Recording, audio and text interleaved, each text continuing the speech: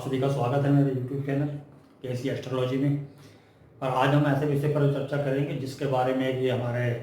कुछ ज्योतिष मित्रों ने बहुत ही भ्रम फैला रखा है, जिसका नाम है काल सर्प दोष। दोस्तों, इस विषय के ऊपर बहुत से लोगों ने अपने लेख लिखे हुए हैं, बहुत सी वीडियोस बनी होंगी। कुछ लोग इसके पक्ष में होंगे, कुछ विपक्ष में होंगे, लेकिन मैं यहाँ पर एक चर्चा करना चाहूँगा कि हमारे शास्त्रों के अंदर, इसमें कि हमारा जो कि वृत्त रात्रा होरा शास्त्र है, जो है कि हमारे जो है कि चिंतामणि जी, ये जो वामीर की है जो शास्त्र है, जैमिनी का जो शास्त्र है, कालामृत है, मतलब कोई भी शास्त्र है जिससे कि हम लोग ज्योतिष सीखते हैं, जिससे कि हम आगे बढ़ते हैं। हमारा जो कि शुरुआती जितने भी हमारे जो ज्योतिष मित्र हैं वो इस बात से सहमत होंगे कि सभी लोगों ने ये कोई ना कोई इनमें से शास्त्र जरूर पढ़ा होगा। तो वो उन शास्त्रों के अंदर जो है कि इस योग का, जो कि काल सर्प योग के नाम से आजकल बहुत ही ज़्यादा विख्यात हो रखा है, इसका जिक्र कहीं पर भी नहीं है। सर्प दोष है, उसके अंदर कंडीशन ये है कि सर्प दोष जो दिया गया हमारे शास्त्रों के अंदर, उसके अंदर दिया गया है कि मंगल, शनि और सूर्य, ये तीनों पाप ग्रह अगर आपके केंद्र स्थान में हो, ध्यान दीजिएगा मित्रों, सर्प दोष बनता है कि सूर्य, मंगल, शनि, हमारे तीन पाप ग्रह हैं, ये जो है केंद्र के अंदर हो, 1, 4, 7, 10, इनमें से कहीं केंद्र में बैठे हों, और जो है कि उससे जो है कि बनता है, क्योंकि जो है कि जो हमारे पाप ग्रह हैं ये बहुत संघर्ष कराते हैं एक दूसरे से। कोई जैसे हमारे जो मंगल ग्रह हैं वो एग्रेसिव हैं, सूर्य अनुशासन पसंद है, और ये दोनों पाप ग्रह हैं, और सॉरी वो अग्नि तत्व हैं पाप ग्रह, तो ये तीनों ही माने जाते हैं। सूर्य जो है कि क्रूर माना गया है, पापी नहीं माना गया, लेकिन क्रूर है, गर्मी है, ताप है उसके अंदर भी। और मंगल जब उसके साथ मिल जाता है तो बहुत ज़्यादा वहाँ पर गर्मी उत्पन्न हो जाती है, उस घर को जो है कि ये नुकसान पहुँचाते हैं। जहाँ ये दोनों इकट्ठे हो जाएं तो उनकी गर्मी की वजह से, मान ली 5th हाउस के अंदर अगर ये दोनों इकट्ठे हो जाएं तो गर्भधारण करने के लिए स्त्री को जो है कि बहुत मुश्किलों का सामना करना पड़ता है या होता ही नहीं है। तो वो चीज़ें जो है कि ये उत्पन्न करते हैं, तो जो हमारे जिस घर के अंदर होंगे वहाँ का जो है कि इतनी ज़्यादा गर्मी पैदा कर देंगे कि वहाँ पर ज़्यादा नुकसान जो है कि उस घर का जो सुख है हमें वो प्रॉपर तरीके से हमें नहीं मिल पाएगा। इसी प्रकार से शनि है जो हर चीज़ में देरी करता है, और जब सूर्य शनि केंद्र के अंदर होंगे आपस में तो इनकी शत्रुता है। इसी प्रकार मंगल और शनि अगर ये आमने सामने आ गए, इकट्ठे आ गए, या एक दूसरे मतलब केंद्र में आ गए तो भी ये दिक्कत देते हैं। तो इस प्रकार से जो है कि शास्त्रों में बोला है कि ये जो केंद्र भाव हैं इनके अंदर शनि और मंगल और सूर्य अगर तीनों आ जाएं तो जो है कि बहुत ज़्यादा संघर्ष में जीवन हो जाता है उस जातक का, जिसके कुंडली के अंदर ये योग बन जाता है। तो इसके संदर्भ में जो कि मैं एक उदाहरण भी पेश कर सकता हूँ कि श्री हमारे जो श्री रामचंद्र जी हैं, जो भगवान हैं, स्वयं भगवान भी जब उनकी कुंडली अगर देखोगे आप तो 10वें भाव के अंदर उच्च के सूर्य हैं, 4थे भाव के अंदर उच्च के शनि हैं, और 7वें भाव के अंदर उच्च के मंगल हैं। यानी कि 3 ग्रह उच्च के हैं, लेकिन वो पाप ग्रह होने की वजह से और सब योग बनता है इन तीनों के अगर केंद्र में आ जाने से, तो इस वजह से उनका जीवन जो है कि सब कुछ होते हुए भी बहुत परेशानियों में और संघर्ष में बीता। तो ये तो हो गया सर्प योग। लेकिन काल सर्प योग के नाम का कोई भी योग हमारे जो है कि शास्त्रों के अंदर कहीं पर भी किसी भी हमारे जो है कि ऋषि मुनि ने, या उसके बाद जिन्होंने जो है कि बहुत ही अच्छे ज्योतिषी हुए हैं, उन्होंने कहीं पर भी इसका जिक्र नहीं किया। पहली बार जो है कि इसका जिक्र जो है कि हमारा जो एक साउथ से मतलब बैंगलोर से एक मैगजीन निकलती थी, उसके अंदर 1967 के अंदर जिक्र आया था काल सर्प योग का। हालांकि उस वक्त मेरा जन्म नहीं हुआ था, लेकिन आगे चलकर जो है कि के.एम. राव साहब ने जो है इसके बारे में बहुत ज़्यादा व्याख्या की हुई है, और उन्होंने इस पर जो है कि शोध भी किया था। जो कि के.एम. राव साहब, जो लोग नहीं जानते हैं, जो हमारे जो दिल्ली के अंदर हिंदू ज्योतिष पीठ जो है, जहाँ पर जो कि जो मतलब हमारा ज्योतिष शास्त्र पढ़ाया जाता है, उनके संस्थापक हैं, और जो कि वहाँ पर जो है कि वो प्रॉपर तरीके से जो है कि ज्योतिष पढ़ाते हैं। तो उन्होंने शोध किया और उस पर उन्होंने एक पुस्तक भी लिखी है, जिसके लिए कि मतलब कि उन्होंने दिखाया है कि काल सर्प योग जिनकी कुंडलियों में है उनके साथ अच्छा भी हुआ है और कुछ लोगों के साथ थोड़ा बुरा भी हुआ है। तो वो सिर्फ काल सर्प दोष की वजह से नहीं हुआ। मतलब अगर आप ये सोचो कि भाई काल सर्प दोष आ गया आजकल क्या होता है कि जो कि कुछ हमारे ज्योतिष भाई जो है कि सीधा काल सर्प योग देखा और बोला कि आपको तो भाई काल सर्प योग है, तो इसका जो है कि आपको पूजा करानी पड़ेगी, तो उसके बाद ही जो है कि आपके ऊपर से कष्ट हटेंगे वरना हटेंगे। तो इस तरीके के जो है, और कहीं पर जो है कि कुछ लोग इसके विपक्ष में भी हैं, ये योग होता नहीं, जैसे हमारे के राव साहब ने बताया। लेकिन जो उन्होंने जो भी इसका जो तर्क दिया, उन्होंने बोला कि मुझे जो है कि कहीं पर भी किसी शास्त्र के अंदर ये नहीं मिला, और क्या होगा, तकरीबन सारे शास्त्र पढ़े, उन्होंने वो पढ़ाते भी हैं, तो उन्होंने कभी भी ये नहीं पढ़ाया कि काल सर्प दोष होता है, वो हमेशा इसे नकारते रहे। और उसका रीजन वो देते हैं, कह रहे क्योंकि वो जो अपने उदाहरणों में जो कुंडलियां लेते हैं उनमें वो बताते हैं कि भाई जो काल सर्प दोष है वो सिर्फ राहु के और केतु के बीच में ग्रह बैठने से जो परेशानियां नहीं आती हैं, उसकी वजह दूसरी भी हो सकती है। मान लीजिए किसी की कुंडली के अंदर काल सर्प दोष और बहुत बढ़िया योग है, दूसरे योग बहुत बढ़िया बने हुए हैं, तो उसकी वजह से उसको बहुत ज्यादा ऊंचाइयां मिल जाती हैं। अब किसी की कुंडली में जो है कि काल सर्प दोष है लेकिन उसके साथ में बुरे योग ज्यादा हैं, तो उसको जो है कि वो जो बुरे योग है उनकी वजह से परेशानियां आती हैं, तो उसका नाम दे दिया जाता है कि काल सर्प योग की वजह से परेशानियां हैं। जैसे कि मंगल दोष के बारे में होता है कि मंगल बैठे हैं तो मांगलिक बोल दिया, जबकि वही काम शनि राहु भी करते हैं, तो मैंने पिछली वीडियो में बताया भी आपको। और इसी तरह प्रकार से जो है कि सिर्फ राहु की पोजीशन या केतु की पोजीशन की वजह से कि उसके बीच में ग्रह आ गए तो कोई जातक परेशान होगा या नहीं होगा, इसका निर्णय किसी के शास्त्र के अंदर किसी भी श्लोक के अंदर नहीं किया गया है। अगर किसी महापुरुष ने या किसी हमारे जो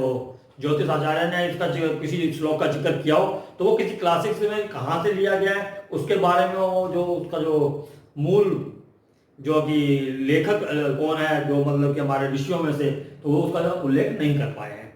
तो इस प्रकार से मैं ये भ्रम दूर करना चाहता हूँ, जो भ्रम फैलाया हुआ है कि भाई काल सर्प दोष की वजह से ऐसा होता है, ऐसा कुछ नहीं है। क्योंकि काल सर्प योग तो 12 तरीके के काल सर्प योग बना दिए हैं। एक तो राहु और केतु के बीच में, राहु से आगे मतलब पीछे की तरफ जो ग्रह हो तो राहु उल्टा चलता है, तो उस तरीके से काल सर्प दोष 12 तरीके के बना दिए। उसके बाद कुछ शास्त्र में मतलब जो ज्योतिष कर रहे हैं और जो प्रैक्टिस भी कर रहे हैं वो बोलते हैं कि विपरीत काल सर्प योग, यानी केतु और राहु के बीच में, यानी केतु से उल्टी तरफ सारे ग्रह हो जाए। तो इस प्रकार से जो है कि मतलब कि असली तो ये बात हुई कि मतलब कि उन्हें बताना है कि काल सर्प दोष अगर उन दोनों के बीच में कुछ आ गया। कुछ लोग तो यहां तक भी करते हैं कि अगर आपकी कुंडली के अंदर राहु केतु के बीच में सब ग्रह हैं, कोई एक ग्रह बाहर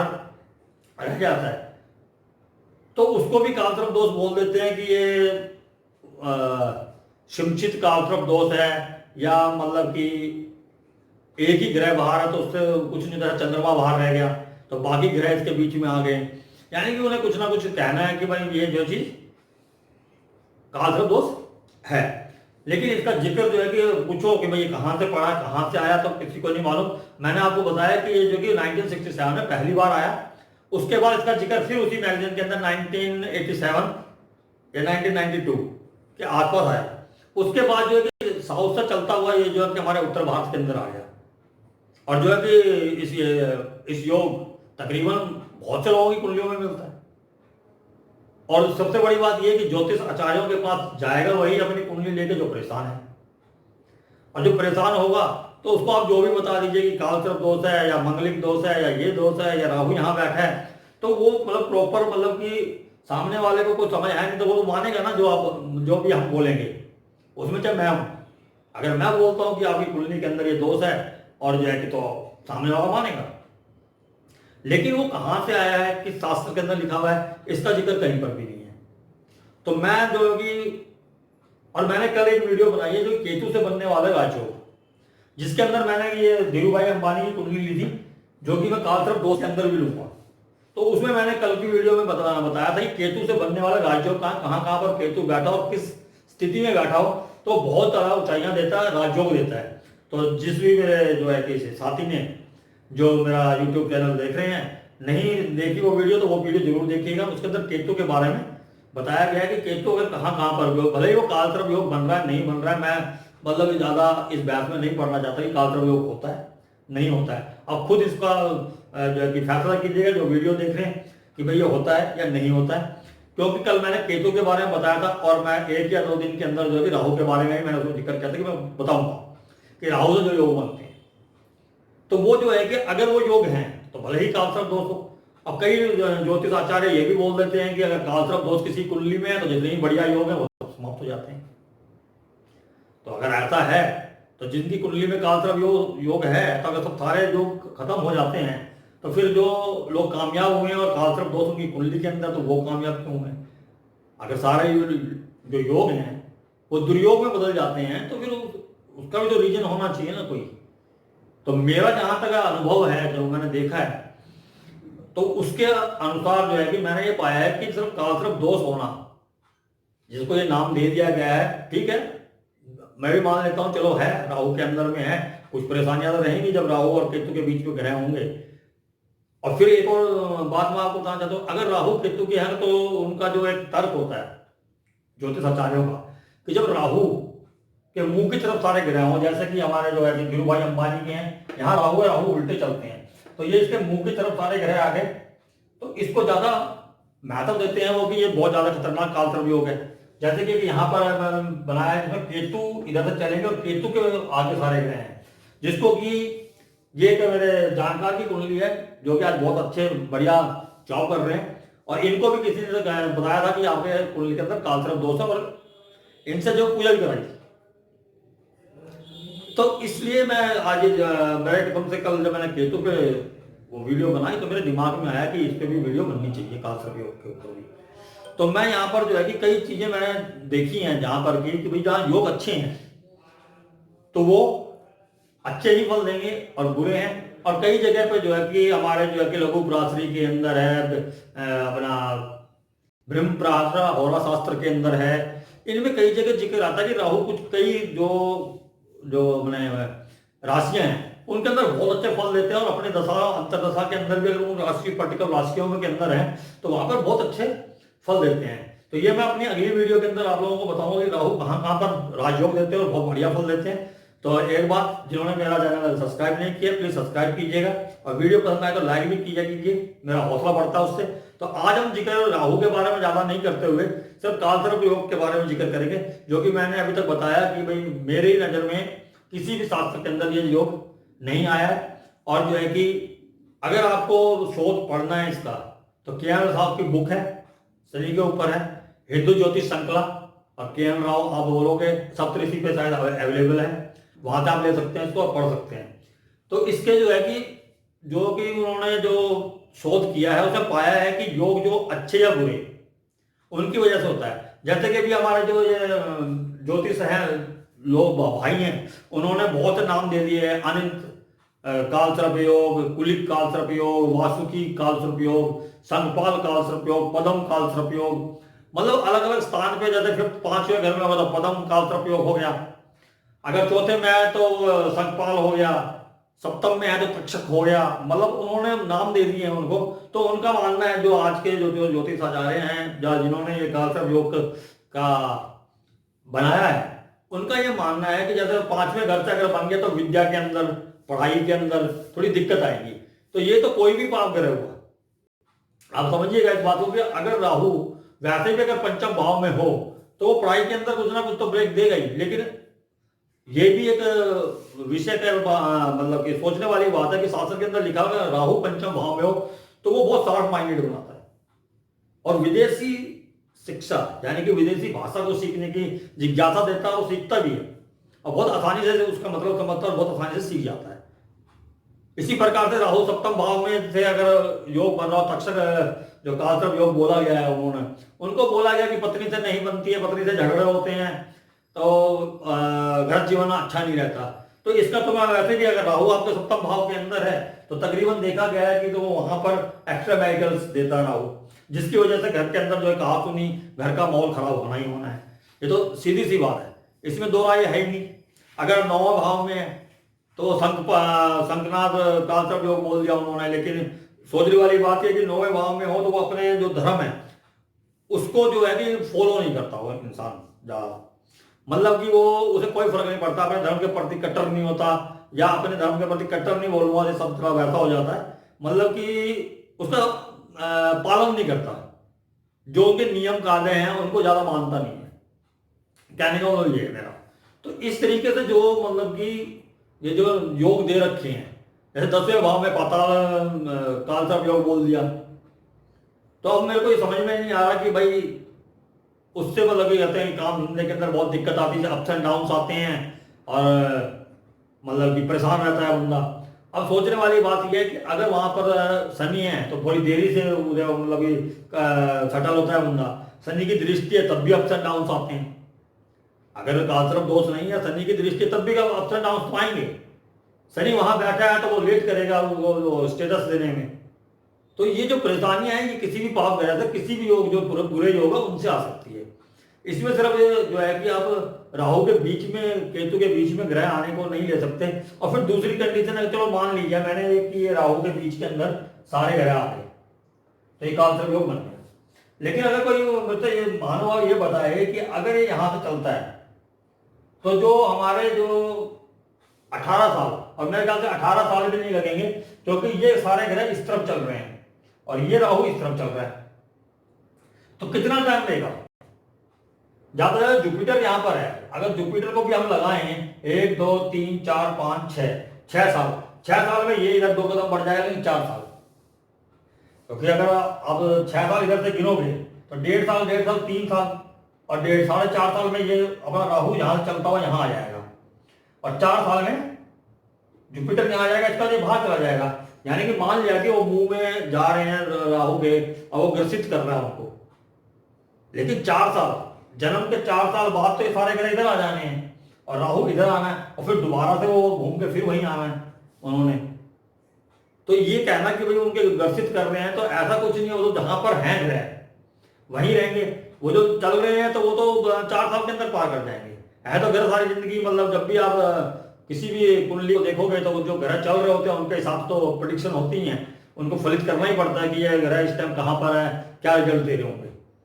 वो भी आपकी जन्म पत्री के हिसाब से कि आपकी जन्म पत्री में जो ग्रह कहाँ बैठा है, जिसकी महादशा चल रही है, और वो ट्रांजिट में, यानी कि कह सकते हो आपकी जो हमारा ग्रह गोचर है उसमें वो कहाँ पर है, उसके हिसाब से रिजल्ट होता है। तो ये सिर्फ कह देना कि कालसर्प योग की वजह से होता है, तो ऐसा कुछ नहीं है। तो अभी मैंने तो यहाँ 3 कुंडलियां हैं मेरी, ये तो मेरे जानकार के जिनको मैंने बताया कि उनसे जो कि पूजा भी करवा ली गई थी। और जबकि यहाँ पर केतु के अंदर है, जिसको कुछ लोग बोल देते कि विपरीत कालसर्प योग है, जबकि ऐसा योग जो है कि पूजा भी कराई इन्होंने। तो ये आज बहुत फर्स्ट क्लास जिंदगी जी रहे हैं अपने और सरकारी नौकरी पे है। इनको मैं पर्सनली जानता हूँ, इसीलिए मैंने इनको प्रेडिक्शन दी थी और वो भी